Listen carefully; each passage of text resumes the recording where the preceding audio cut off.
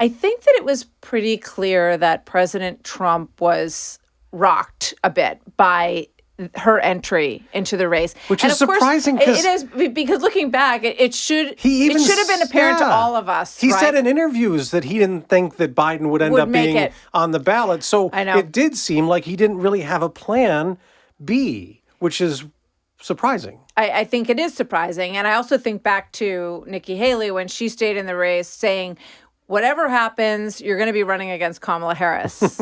And she was right about that, whether it was as vice president and someone soon to take over, given the decline that was becoming apparent of President Biden, or whether she would step in before the election itself. So that was very prescient and very accurate, it turns out.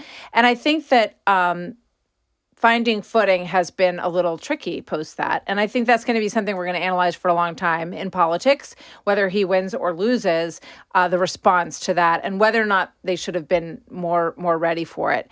I think that they took a while to figure out how to go after her.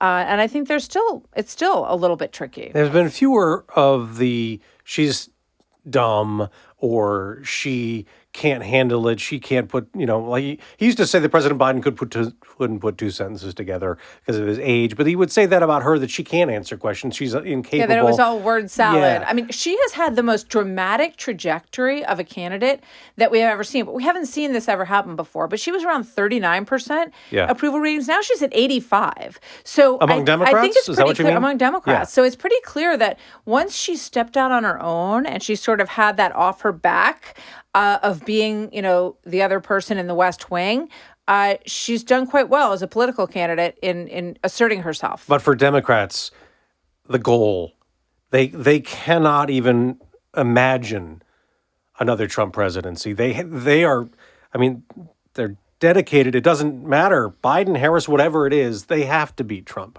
Because they really believe the existential threat that they keep talking about for the former president.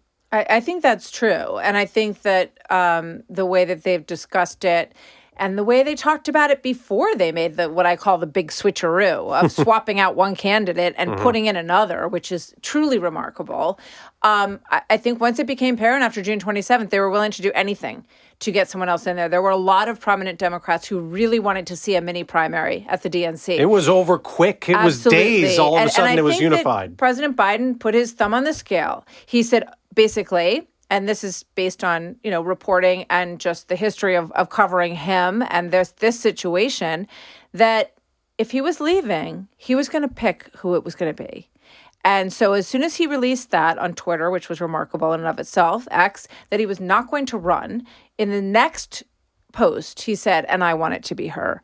So I think that shut down a lot. And I think it really ended up working well for them in many ways, because I think that she's been a better candidate than they thought. And she's been very scripted. She has not done very many interviews at all, of course. She's had a couple here and there. No real news conferences like former President Trump has been doing almost weekly.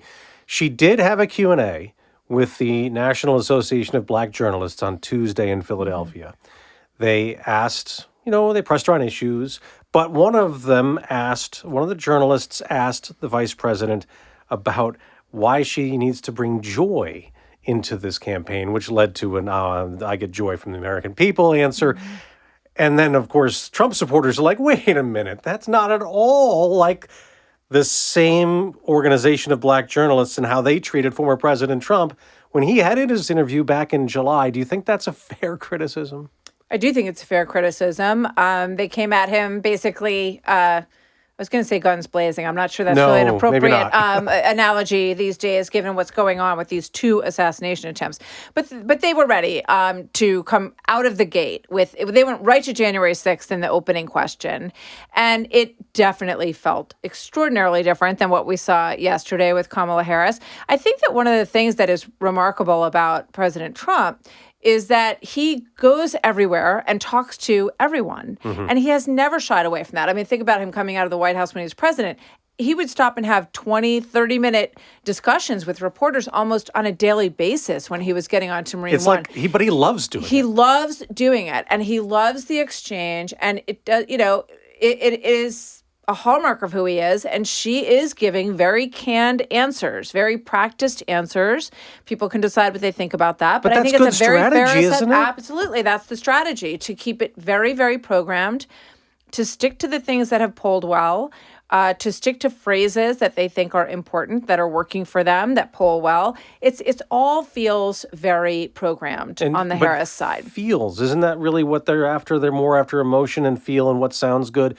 Because how many people? Someone said to them, I'm sorry, but I think someone said, look, people are looking for optimism. Mm-hmm. They're looking for happiness. So joy becomes the word. Joy, joy, joy. Just, push it down the line. Everything that makes you happy. And certainly I think people do want to feel good about the candidate. I think that's what helped propel Trump in 2016. I think he was a happy warrior in 2016. And people do look for that. They want to see that kind of upbeat, happy warrior. When you look at the former president and what he talks about, they both talk about the danger of electing the other. They both do that. Do you think that this talk after a second assassination attempt will bring the rhetoric down? Because it really didn't after the first one. No, it really didn't. And I hope it does. I think that sadly we are into, and it always feels that campaigns get really vicious at this stage, but they almost always do. I mean, when you think back to some of the things that happened with John McCain, some of the really dark stuff that surfaces always happens within the last 8 weeks. And I think that's where we are. I think a lot of this will be forgotten afterwards, but I'm not sure that you're going to see a big dial down, because both sides feel that what's at stake is so important that they're trying to trigger people on both sides in terms of what will make them afraid to not have the other outcome happen. Well, and we still have a lot of time. I know that early voting is getting underway, but from Election Day itself and all the campaigning, we have a lot of time, and we don't even know what's coming around the bend. It's impossible to know. Something will happen. More than one thing will happen. When we look to this race and people ask for more policies from candidates and more specifics from candidates, is ultimately, do those things really seal the election one way or another for people? Do people really vote on real specific policies or not? I think some people do. I think that people do really feel that the economy has not worked for them. Right. And we see in all of the polling that the economy is the most important issue to people.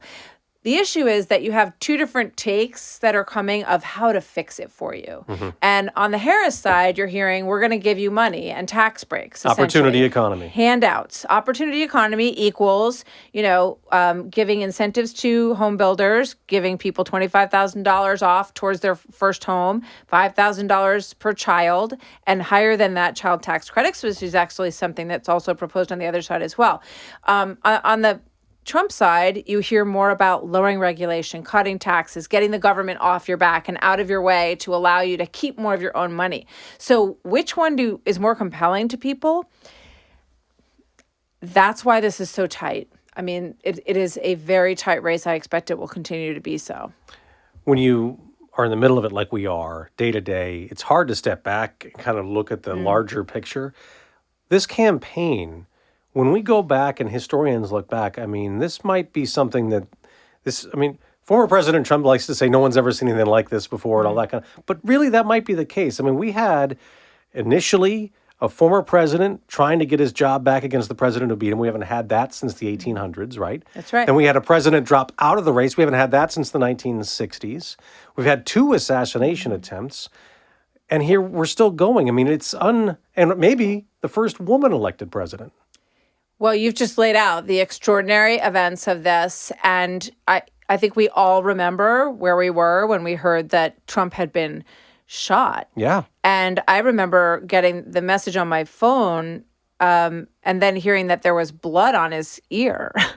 So the reality that he had actually been hit, and it is an extraordinary story. He clearly could have been shot and killed within a millisecond of his life.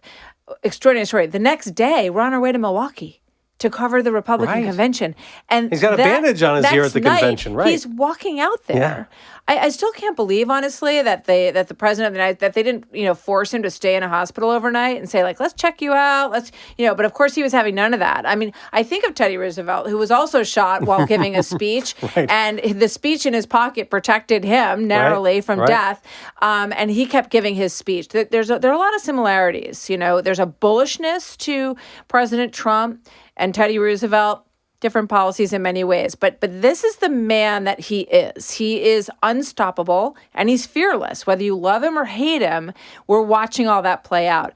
Then, 2 weeks later, I think it was, Sunday afternoon, Biden is dropping out of the race. Yeah. I mean, an extraordinary sequence of events. And we talked before about how it got decided who would take over for him.